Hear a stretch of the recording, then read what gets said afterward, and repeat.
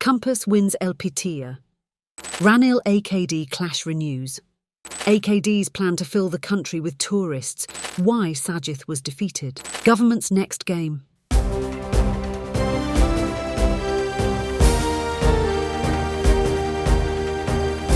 The leader, දේශයට මග කියන ප්‍රවෘත්ති පෙළගැස්ම. Compass wins LPTIA. The election for LPTIA Pradeshia Sabha proved all predictions correct and gave NPP victory. It was the second win in a PS for Compass after Tissa Maharama. It secured 15 of the 30 seats on offer, while the SJB won 6, SLPP 3, and PA and independent groups 2 each. For both Compass and Trophy, votes declined from the presidential polls.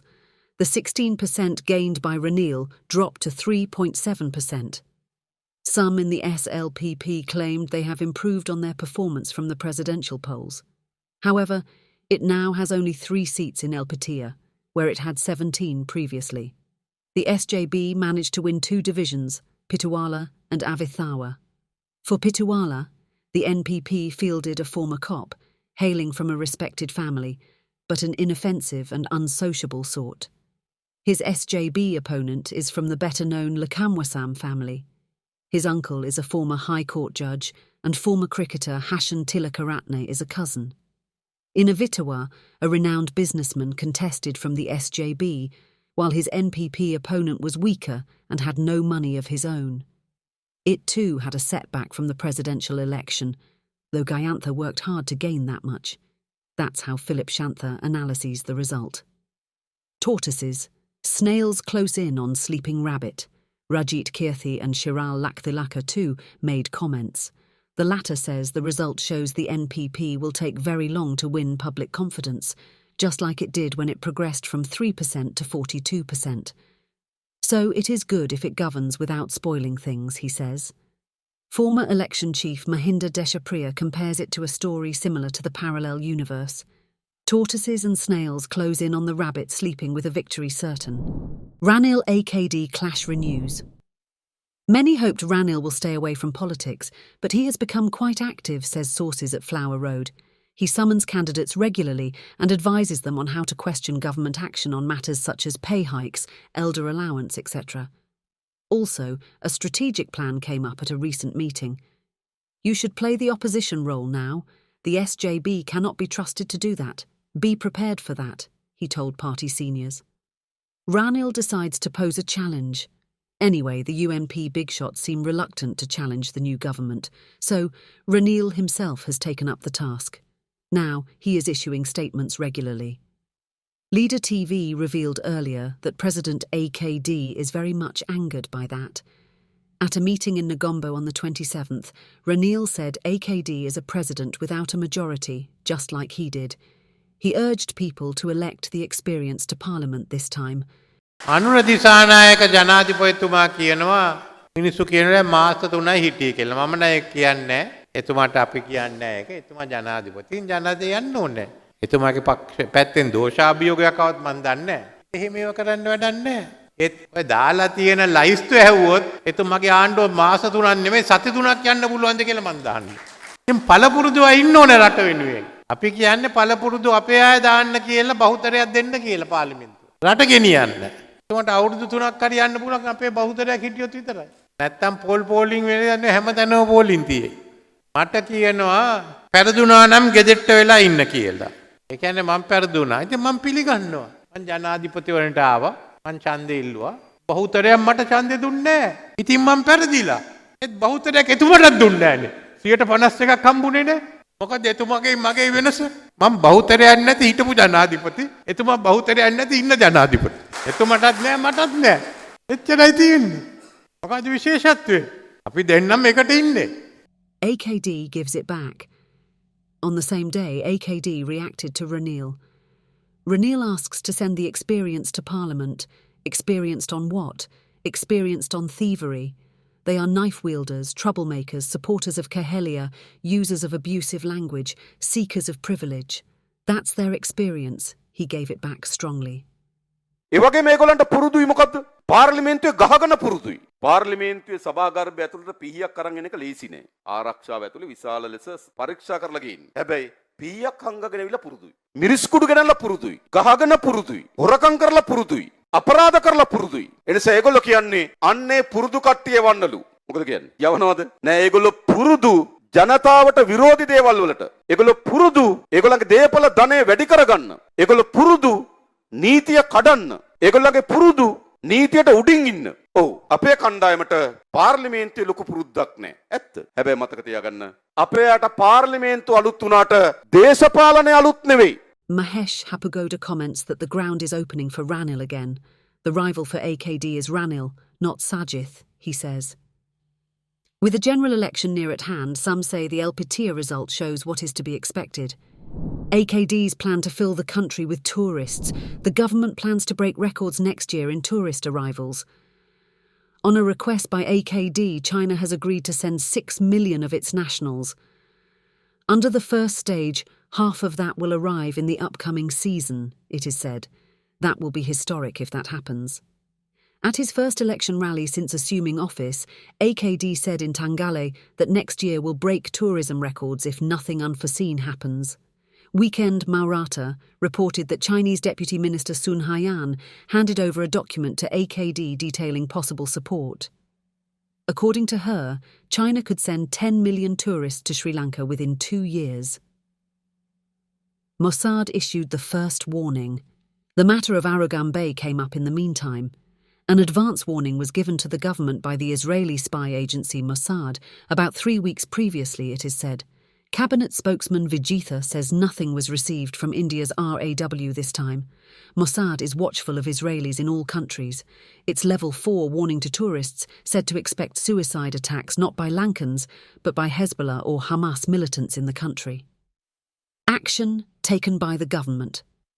The AKD government acted swiftly, implementing special security measures in several locations frequented by Israelis. It was unlike what the then regime did when it received prior warning of Easter Sunday attacks. National security again. SJB's Sajith says national security and tourism are in peril. He said so at a rally in Maharagama on the 26th. Critics question as to why the public was not pre-warned. Cabinet spokesman Vijitha explained the credibility of the information received should be verified first. All the arrests were made before 23rd October, he said. He urged the public to give information via a hotline introduced and to refrain from spreading rumours. Normalcy will return in a matter of days, he added. America worried by our silence? Hoteliers in the area, as well as certain social media influencers, suspect an international conspiracy behind it. Some question if America is concerned by the AKD government's certain actions with regard to Israel. Kusal Pereira, in a lengthy analysis, says the governments of Sri Lanka and Israel had their Northeast War assistance ties developed into commercial dealings by the time of the coronavirus pandemic. More Israelis arrived as tourists. Their long stays in coastal areas led to the opening of Chabad centres for Jewish cultural activities. A controversial letter, around 4,500 Lankans worked in Israel as unskilled workers then. A Foreign Employment Bureau official was posted to the Lankan embassy in Tel Aviv for their welfare. Following the Hamas militant attack on July 10, 2023, Israel badly needed agricultural workers for its farms. An agreement was signed in November to send 10,000 workers. In the beginning of 2024, women too were sent to work in the healthcare sector. Here at home, Israelis involved in various illegitimate businesses set up Chabad centres. With the intensifying of clashes and unarmed civilians getting killed, a quite expected opposition arose in Muslim-majority Aragon Bay and Potterville areas against unauthorised settlements and businesses by the Israelis. Some say the government had not understood the situation. For instance, Lankans were still being sent to Israel to work in their farms.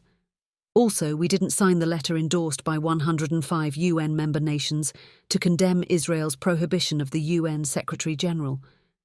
Sri Lanka's silence irked the international community. 2 weeks later, the government decided to sign the letter, but by that time 42,519 Palestine civilians had been murdered by Israel. Experts on diplomacy say America has become worried by Sri Lanka's signing the letter, which came as a surprise for them. A day before the US Embassy issued its travel advisory, it telephoned certain top government officials. But none were positively responded to. It is believed the red alert by America had been issued without proper analysis of the real situation. Why Sajith was defeated.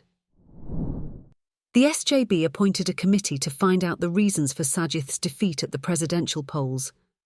Also comprising some former diplomats, it concluded the American camp was displeased by the anti-Israel sentiments raised by the supporting Muslim leaders.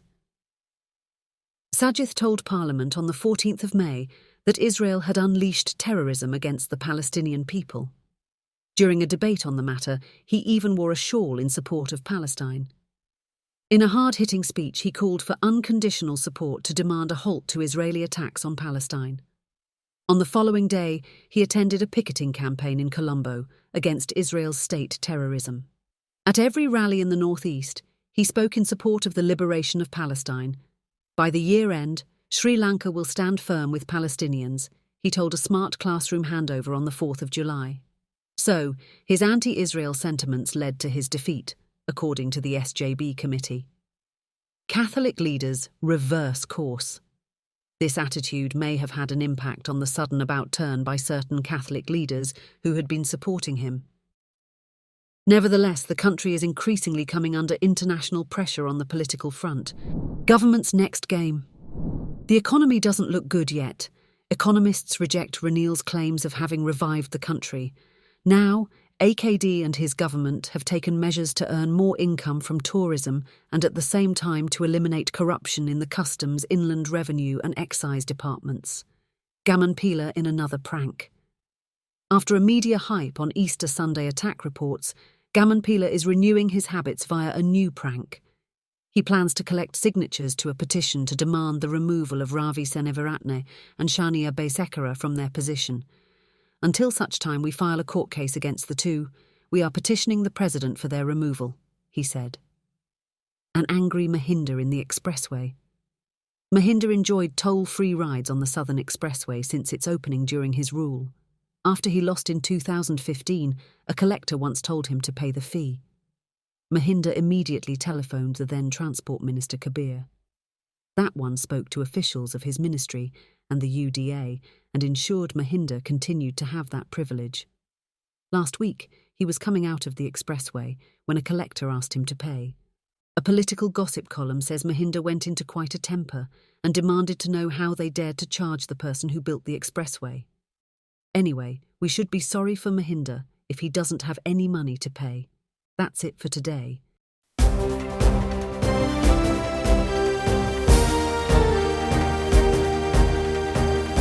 The leader, දේශයට මග කියන ප්‍රවෘත්ති පෙළගැස්ම